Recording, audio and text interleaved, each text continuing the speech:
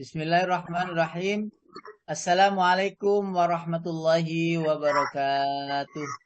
Waalaikumsalam Waalaikumsalam warahmatullahi wabarakatuh. Alhamdulillahirabbil alamin wa bihi nasta'in ala umurid dunya waddin. Assalatu wassalamu ala asyrafil anbiya wal mursalin sayyidina Muhammadin wa ala alihi wa ashabi ajmain. Rabbi shrah li sadri wa yassir li amri wahlul 'uqdatam min lisani yafqahu qawli.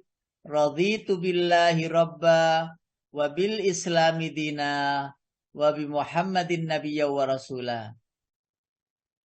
Bersyukur kepada Allah dengan mengucapkan alhamdulillahirabbil alamin, dan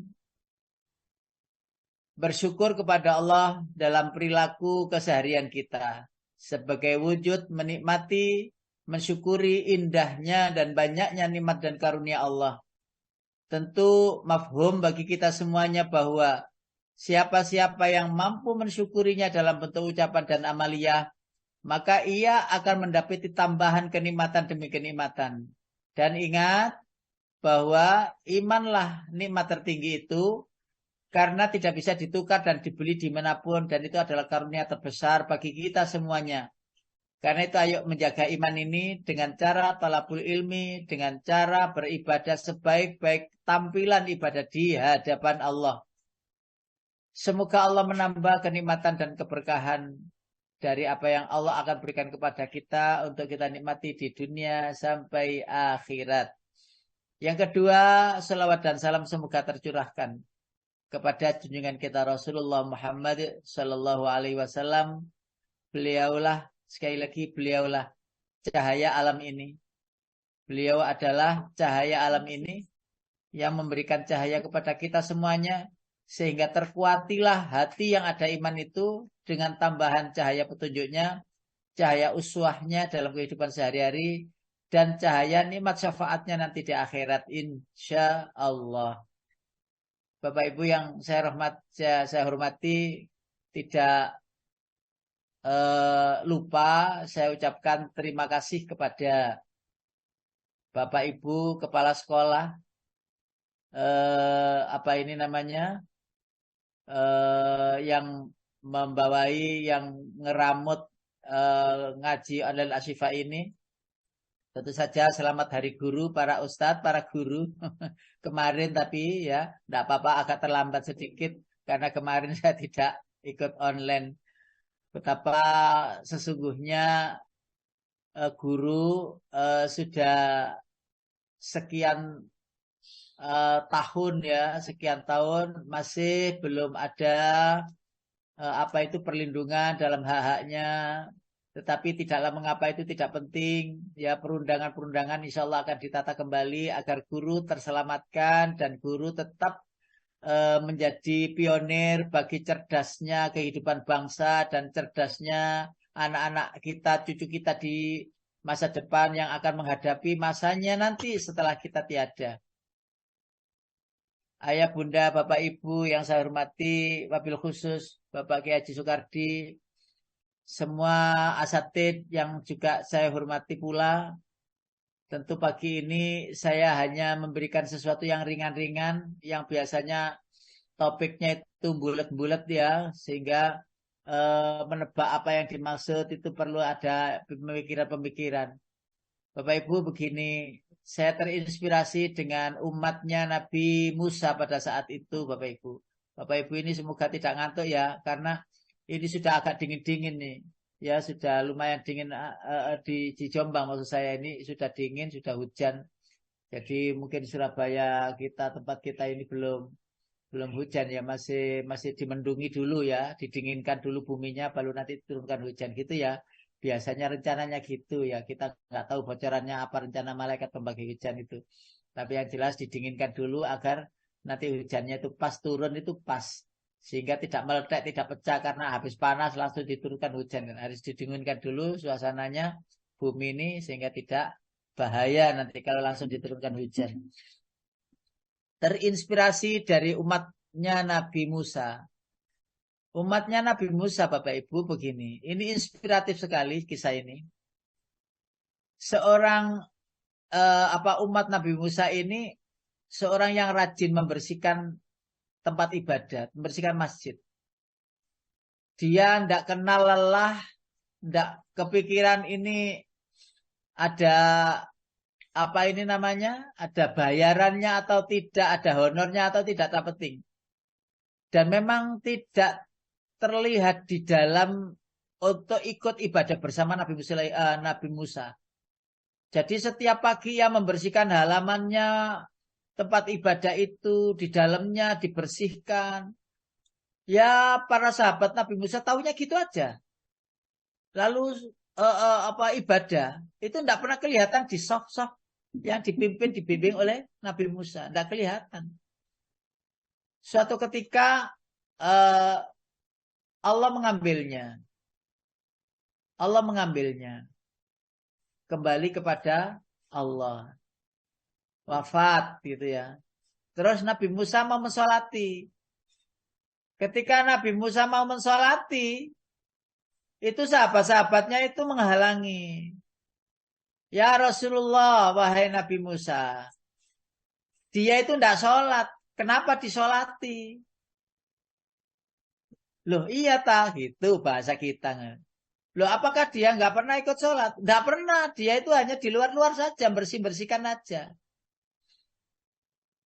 Lalu Nabi Musa nggak jadi mau mensolati, mau ikut sholati nggak jadi. Dan jenazah itu rencananya ya dimakamkan gitu saja. Lalu Nabi Musa ditegur oleh Allah.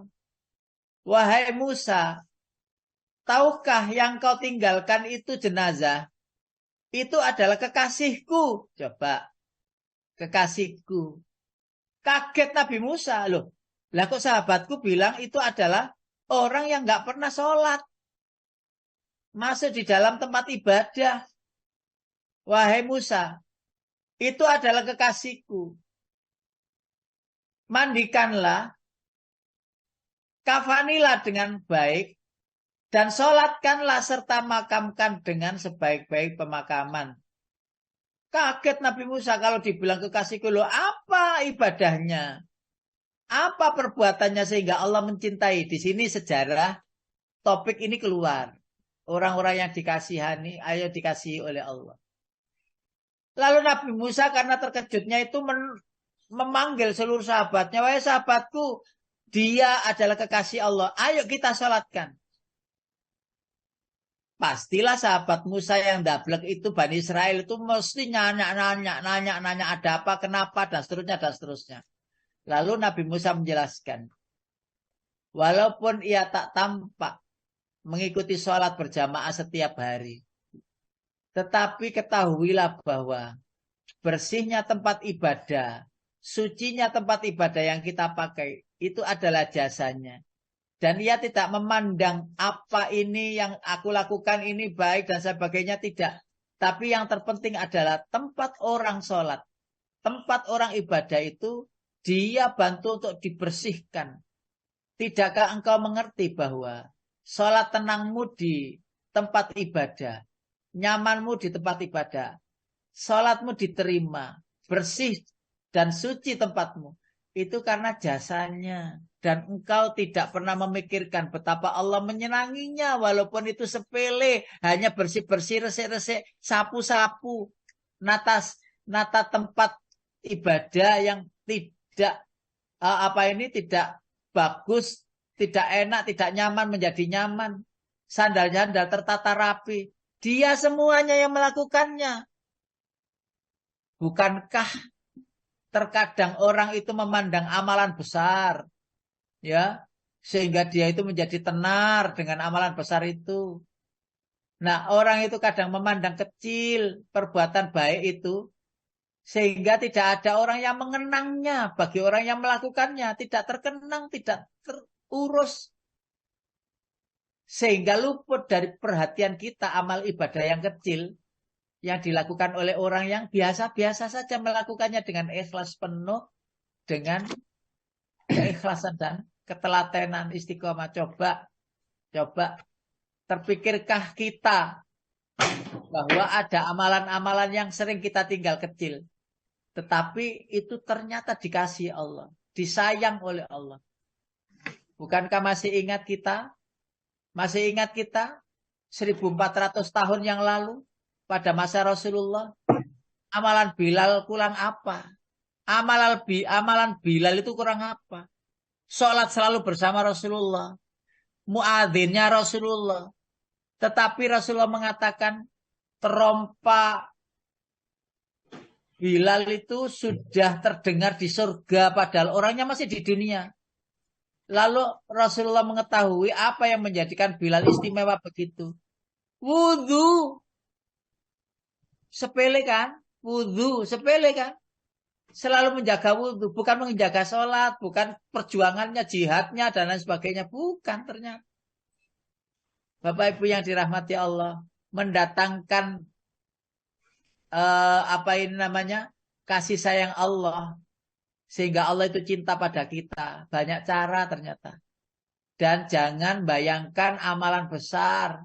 Haji, umroh, besar 100.000 kali. Hitung-hitung itu terus. Ya 1.000 kali, 100.000 kali. Salat dihitung-hitung dengan kebanggaan. Lupa bahwa ada tetangga yang butuh pertolongan. Lupa dengan tetangga yang butuh asupan gizi. Agar ibadahnya itu bisa dilaksanakan dengan baik. Lupa ada orang yang sakit yang belum kita bantu. Loh, bagaimana bisa membanggakan umroh, haji dan lain sebagainya berulang-ulang. Sedangkan yang sakit tetangga kita itu tak terurus. Nengok aja tidak, nanyakan aja tidak. Coba.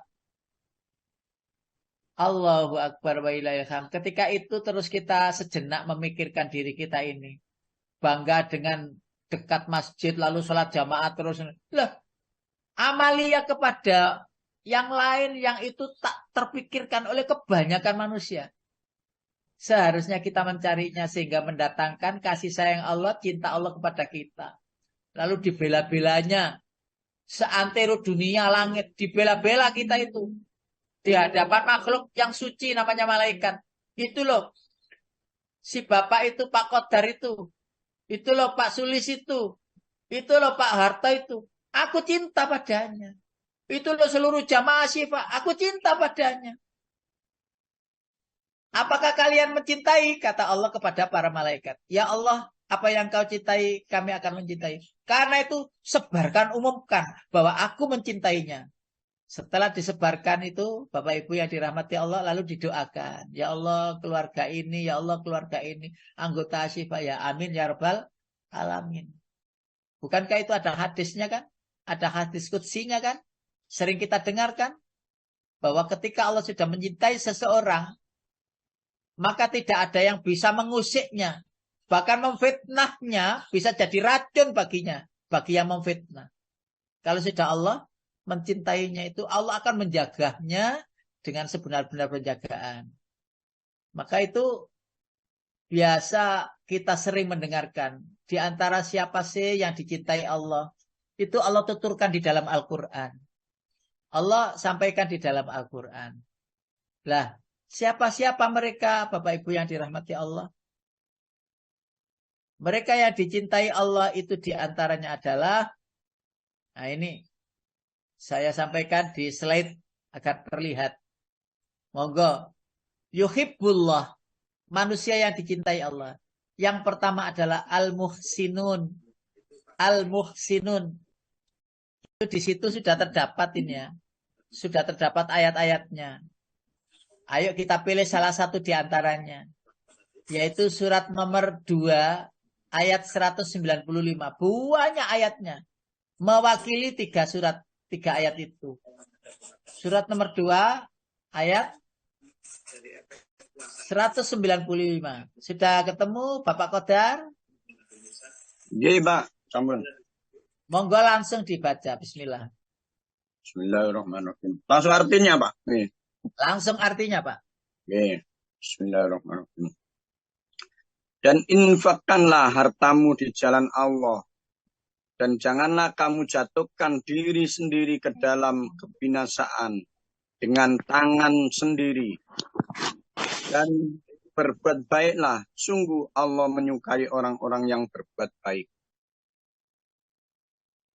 Sungguh Allah senang dengan orang yang berbuat baik. Bapak Ibu yang dirahmati Allah, apa yang kita kisahkan, ceritakan tadi, orang yang berbuat baik. Bagaimana sesuatu yang sepele, sering sekali saya sampaikan itu sering sekali. Yaitu sandal-sandal yang di masjid itu Bapak Ibu. Kan biasanya jamaah itu apa ya, naruh-naruh gitu aja. Sehingga sandal itu nyelengkrak ke kanan, ke kiri, mencetat satu sana, satu sana. Nyarinya pulang itu bingung gitu ya. Loh gitu itu ada yang noto sandal itu jajar-jajar bagus gitu. Jajar-jajar bagus itu. Itu tidak disadari oleh orang yang jamaah. Lalu besok lagi ya naruh sandal itu seenaknya saja. Ada orang lagi yang noto lagi. Sehingga pulang itu langsung selep-selep pulang gitu ya. Besok lagi ya gitu lagi. Padahal sudah ditotone itu mestine paham bahwa naruh sandal itu begini caranya. Tapi tidak bagi kita. Ya, taruh aja terus lompat ke masjid gitu. Enggak respon, enggak apa ini pemerhati gitu. Kenapa kok begini? Nah, seperti itulah memang manusia. Diajari lembut, diajari halus, diajari rapi itu kebanyakan mereka tidak mau rapi. Yo sakarpe dhewe dan itu watak asli. Ra usah dilokne juga. Karena watak asli manusia tidak mau rapi dan inginnya cepet-cepet. Ya, ayatnya kan sudah kita sering mendengar, ya. Wa kanal insanu ajula. Sesungguhnya manusia itu ajula. Ajula itu tergesa-gesa. Pakai ain ya, pakai ain. Ajula. Jangan pakai hamzah, ajula karena panjenengan itu tadi itu kalau mau saya ketati ya Bapak Ibu. Ngaji itu kalau saya ketati harus nilainya paling tidak 90. Itu ain, alif. Oh itu sulit untuk online, sulit. Harus offline, harus datang.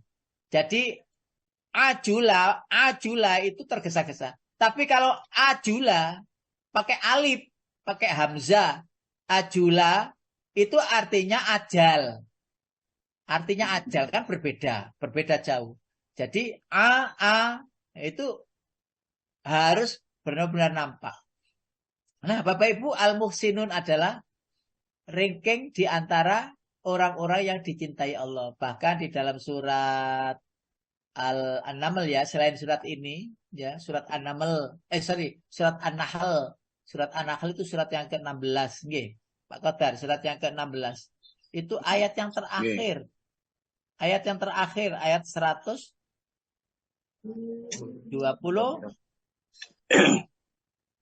Oh Ya. iya. Surat An-Nahl. Itu ayat 120 berapa itu? 8 ya. 128. Nah, itu monggo Pak 8. diterjemahkan langsung. Monggo. Innallaha sesungguhnya. Diterjemahkan langsung. Ayat 128 surat An-Nahl. Bismillah. Sungguh orang-orang yang berbuat kebaikan. Nggih. Amin, Pak. Loh, gak dengar, Pak? Sesungguhnya. Oh, enggak dengar. Sungguh Allah beserta orang-orang yang bertakwa dan orang-orang yang berbuat kebaikan. Jelas. Dengar, Pak? Ya, dengar, selesai. Alhamdulillah. Dan sesungguhnya Allah bersama orang-orang yang bertakwa dan orang-orang mereka yang berbuat kebaikan. Wes, panjenengan mencari atau carilah, ayo kita nyari. Yang sudah tidak diperhatikan oleh orang dan lupa atau dilupakan atau tidak sama sekali terpantau oleh orang kebanyakan. Lalu kita amati mana itu dan berbuat baiklah untuk itu, untuk menjadikan sesuatu yang sepele itu menjadi indah pada masanya, menjadi indah pada saatnya. Nah, hanya karena Allah lah segala apa yang kita lakukan itu sehingga menjadi ibadah. Yang kedua, Bapak Ibu, untuk mendatangkan cintanya Allah kepada kita, itu al-muttaqun, orang yang bertakwa. Nah, orang bertakwa itu uraiannya kan sudah kita sering ya, melaksanakan perintahnya, menjauhi larangannya gitu ya.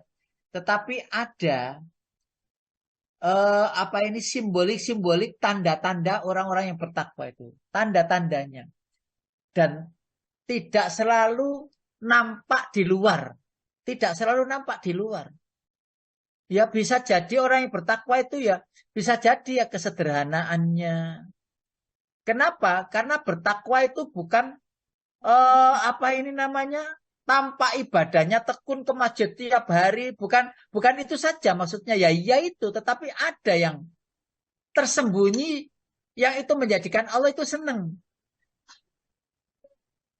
Di sini harus kita mempelajari apa-apa sih takwa itu di dalamnya, mulai yang besar maupun yang kecil.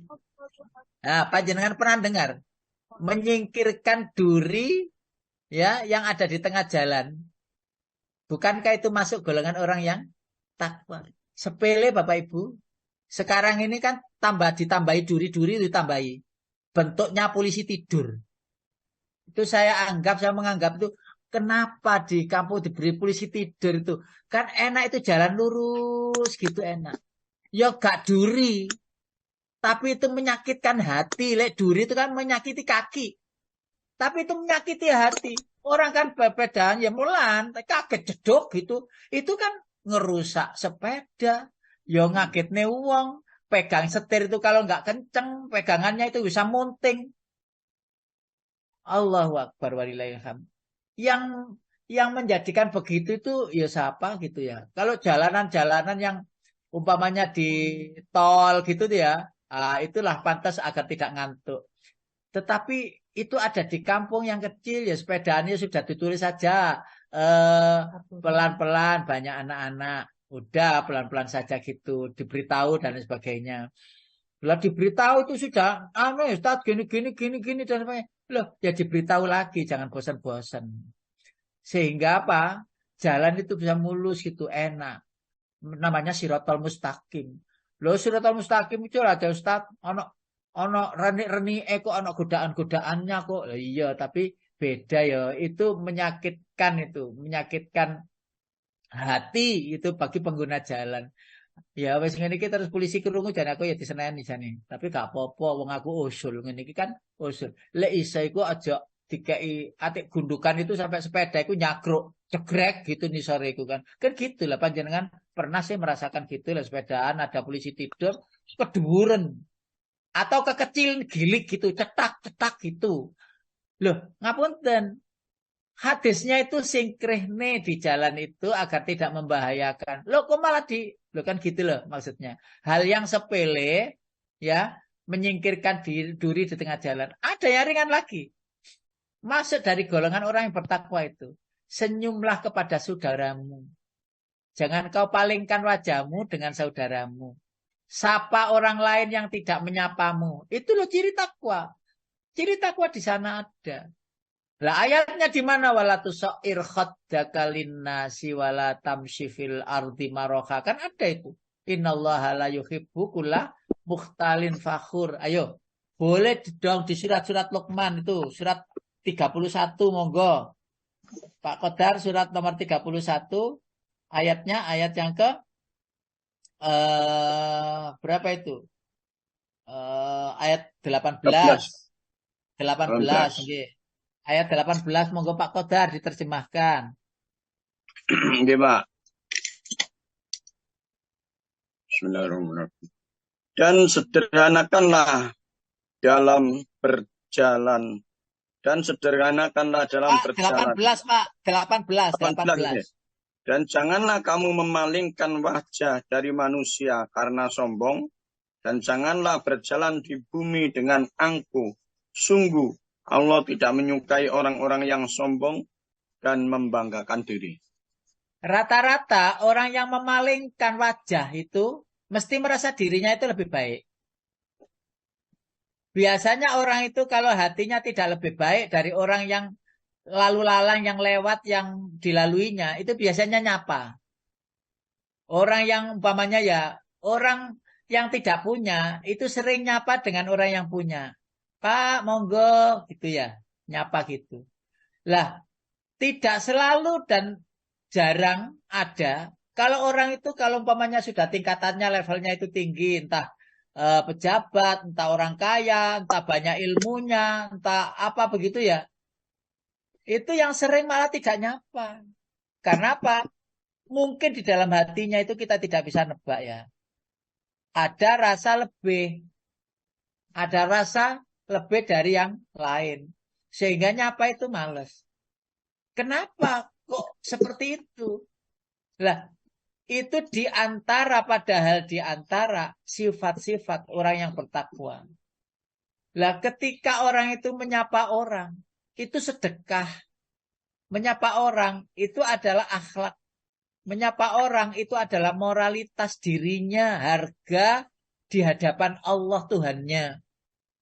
Loh, jika kita tidak mau menyapa ya kepada orang, lalu Allah juga tidak menyapa kepada kita, coba. Lah itu kan makhluknya juga. Kan bahaya. Kalau sudah Allah memalingkan diri kepada kita gara-gara kita memalingkan diri kepada manusia. Masya Allah. Nah, itu ciri-ciri khas takwa. Oh iya banyak sih.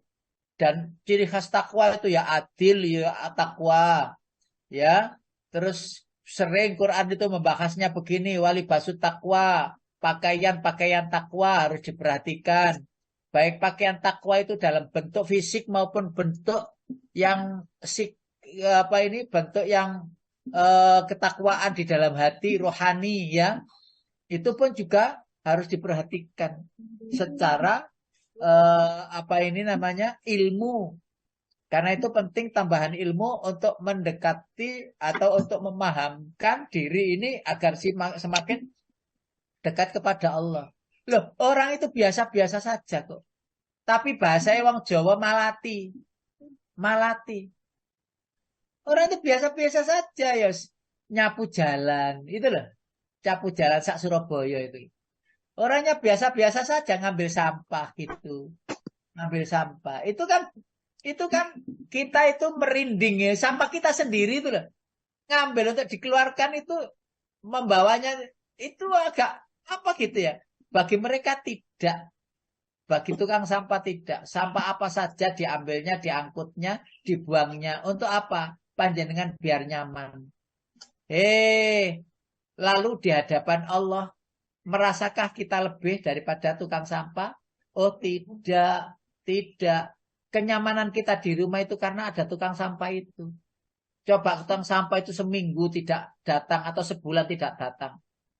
Coba sampah di rumah itu bagaimana baunya. Loh, jangan dikira.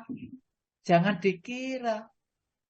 Ya, seandainya mogok massal yang pernah terjadi itu coba buang sampah sembarangan akhirnya orang itu membuang sendiri di tempat jauh sana, jalan sendiri pakai apa gitu. Masya Allah. Masya Allah. Yang kecil ketika kita perhatikan, maka bermula dari itulah Allah mencintai seseorang. Karena itu tidak karya besar yang Allah jadikan itu ukuran cintanya Allah kepada seseorang itu. Karya kecil pun tapi itu ditelateni. Karya kecil pun tapi itu empatinya besar dan hanya kepada Allah dan banyak manfaatnya kepada umat manusia.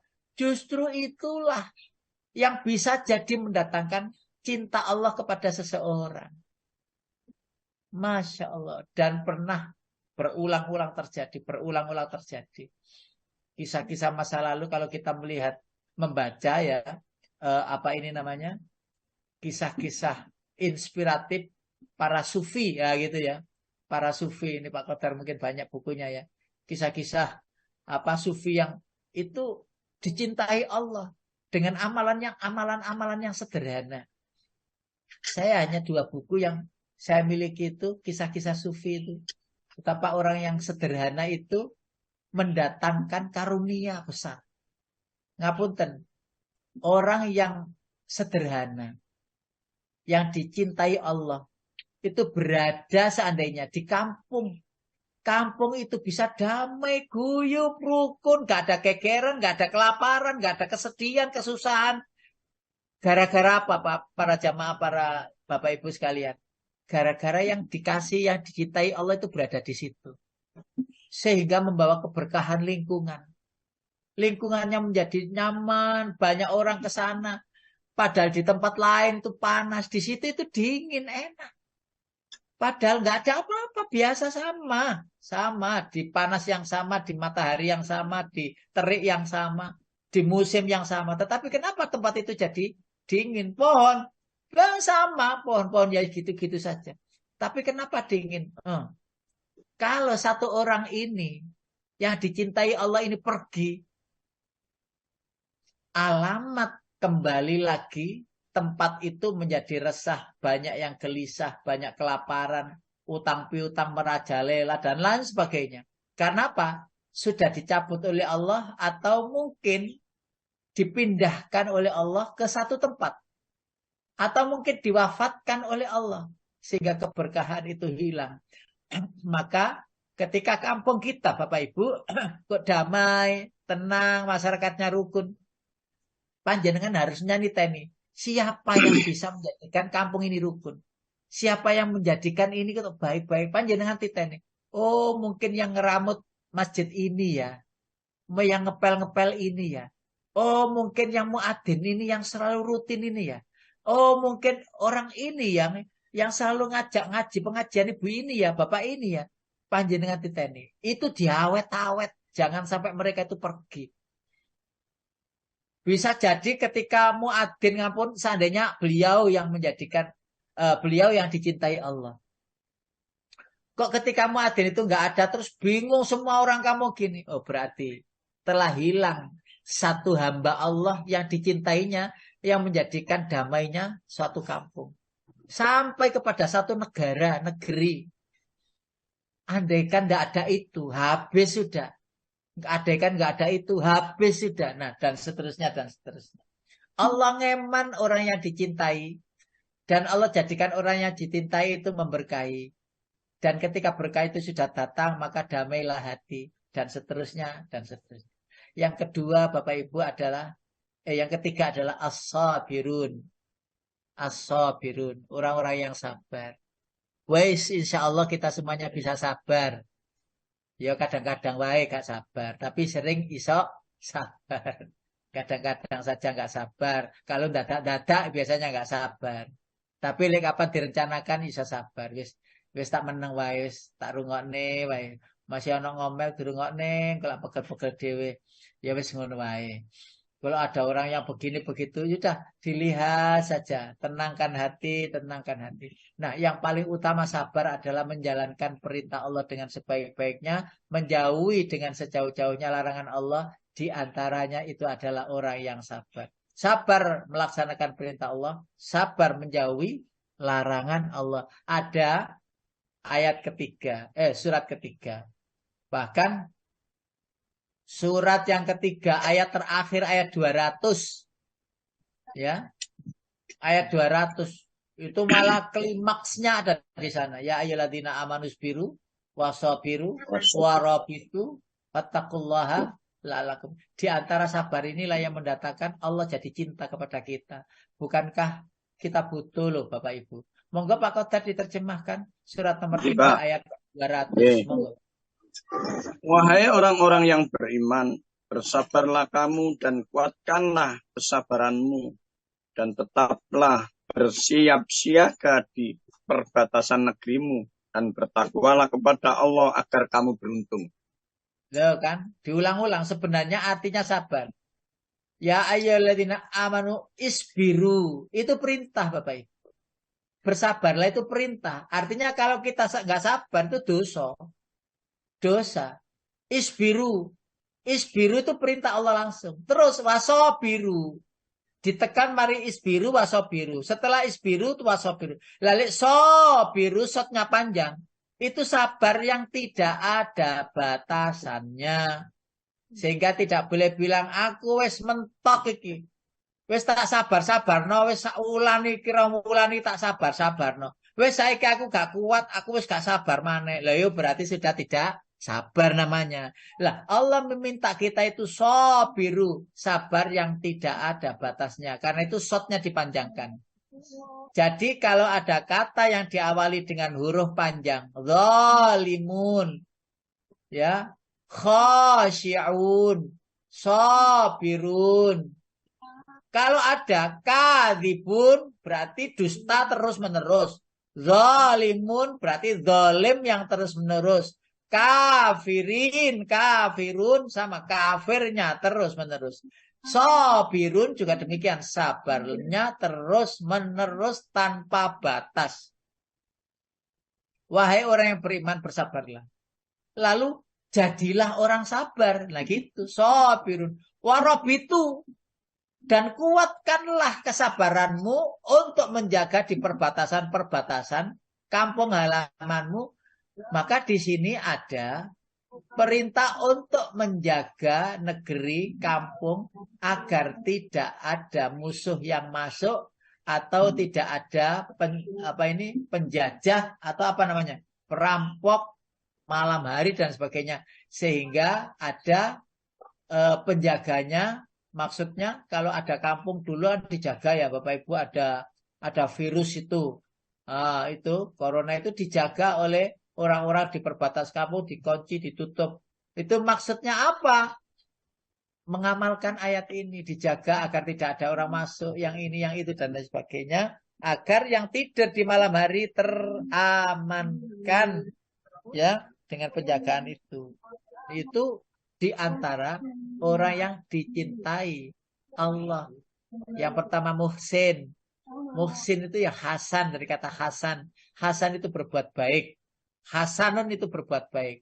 Siapapun yang berbuat baik dicintai Allah. Nah, ketika perbuatan baik itu tak nampak dan hanya ikhlasnya karena Allah, mukhlisina lahuddin, hanya Allah lah, kepada Allah lah, dan itu diistiqomahkan, betapa ia akan dicintai Allah walaupun manusia itu meremehkan. Tapi itu tidak penting.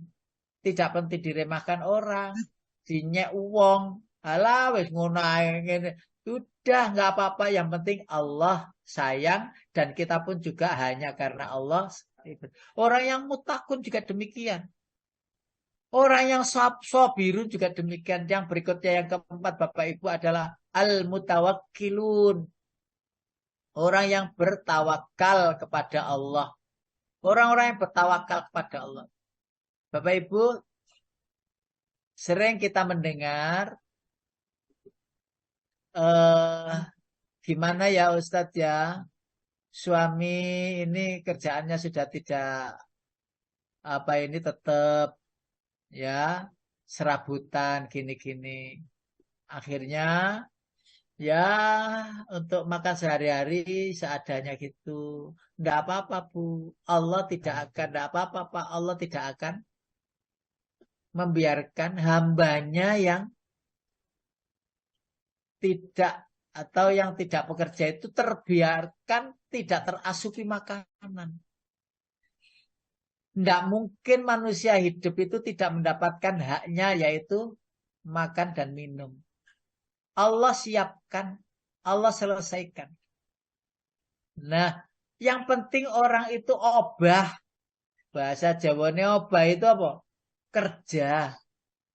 Ya, pergi keluar rumah pagi-pagi. Siapa tahu ada rezeki di sana, entah ke pasar, angkut-angkut barang. Saya angkatkan Bu, kemana ini? Ya, ke pasar ya. Kalau ada orang nali-nali, ya nggak bisa, diangkatkan ke sepedanya, ditalikan, diikatkan, dibantu. Nah, dibantu itu bukan untuk mencari uang, boten, tapi tawakal. Untuk mencari ridha Allah, keberkahan Allah. Bantuan-bantuan orang yang tidak punya kerjaan tadi, yang di pasar tadi, dipandang oleh orang. Allah mendatangkan rizkinya lewat orang itu. Allah mendatangkan rizkinya lewat orang-orang yang ditolongnya. Mungkin mereka tidak memberi apa-apa, tapi bisa jadi satu ketika nanti Allah datangkan yang lain. Dan seterusnya. Loh, ngapunten mohon maaf. Pasar itu kan butuh disapu bersih gitu. Lah orang, ya kita menasihatkan tuh jangan malu berbuat perbuatan yang kecil. Karena sesungguhnya sekali lagi orang bekerja itu jangan untuk mencari rizki. Karena rizki sudah diatur. Carilah keberkahan. Ya, jadilah diri manfaat bagi yang lain. Sudah cukup begitu. Nanti Allah yang ngatur rizkinya. Kalau kita ikut-ikutan ngatur, gegeran. Wis ditalekno, diangkatno gak dikeki. Wis dibrit-brit tak pinggir dalan ngono, dicegat-cegatnya mobil gak dikeki, nesu. Loh, berarti niatnya mencari uang, tidak mencari, tidak menolong, tidak mencari keberkahan hidup. Lah, kelirunya di situ. Karena rizki itu sudah diatur oleh Allah, maka hendaknya kita bekerja itu adalah mencari keberkahan ibadah. Kalau kita mencari rizki, tidak dapat keberkahannya, walaupun dapatnya itu banyak. Tetapi kalau itu jasa, ya wis kene tak tolong, wis kene tak tolong. Itu saja dilakukan. Lah itu namanya ikhtiar. Bahwa kita bekerja, kita berbuat itu untuk mencari keberkahan. Keberkahan hidup mesti itu terdapat. Kalau niatnya benar, dapat pahala itu pasti ikhtiarnya itu.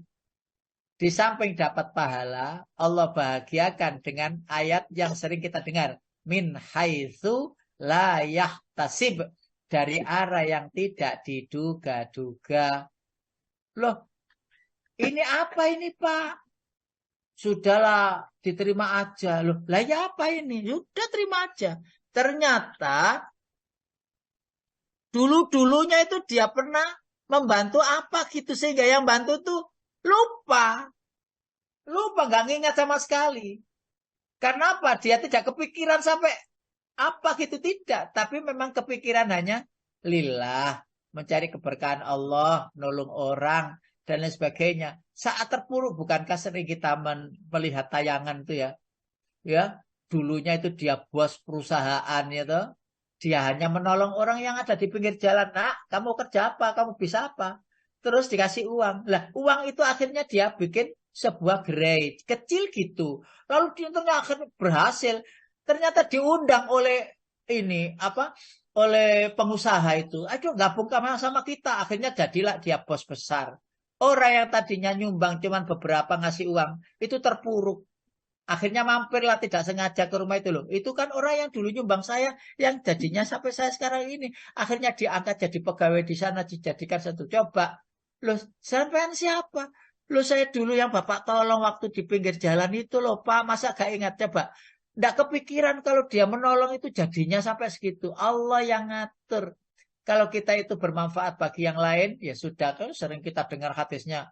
Khairun nas anfa'uhum linnas. Sebaik-baik manusia yang bermanfaat bagi yang lain. Itu. Dan sekali lagi panjenengan umpamanya ada jualan.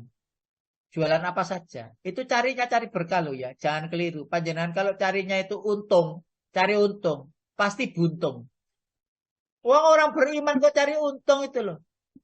Loh ya gimana Ustadz masuk jualan gak cari untung? Loh ya iya, tapi jangan semena-mena begitu niatnya cari untung loh. Untuk apa keuntungan itu kalau nggak berkah? Tapi kalau mencari berkah, pastilah dapat untung. Kali cari untung, pasti tidak dapat berkah. Itu dipastikan. Kalau carinya keuntungan, pasti bagaimana cara dapat keuntungan yang besar? Ya keliru dong. Karena itu apapun ikhtiar, apapun bekerja, itu semuanya mencari berkahnya. Kalau mencari berkahnya, maka keuntungan akan didapat, keberkahan pun juga akan didapat. Maka panjenengan yang dalam keadaan bisnis sekarang ini, ayo dirubah niatnya itu. Ngerubah niat apa? Ayo nak, cari berkah ya. Jangan cari untung. Kalau umpamanya ada kurang-kurang mereka bayar. Alah, enggak apa-apa Bu, Pak. Wes enggak apa-apa, kurang 10.000 aja. Wah, enggak apa-apa. Wes. Allah akan datangkan lebih dari 10.000 itu. Jika kita ini niat, bisa jadi orang itu kembali. Satu saat kembali membeli di tempat itu. Ketika ada kembalian sekian ratus ribu. Wes, enggak usah wes. Itu untuk, karena tahu bahwa kita itu tidak mencari untung. Tapi mencari berkah. Dan model kita itu jualan itu seperti Rasulullah. Sehingga Rasulullah itu banyak mendapatkan untung ketika bekerja di Khadijah. Ibunda Khadijah saat itu. Karena modelnya seperti itu. Ya sudahlah. Ya sudahlah. Ketika sudahlah itulah. Sehingga orang itu loh disitulah. Sehingga nggak kembali, udah nggak kembalian nggak usah. Untung jadi banyak. Kenapa?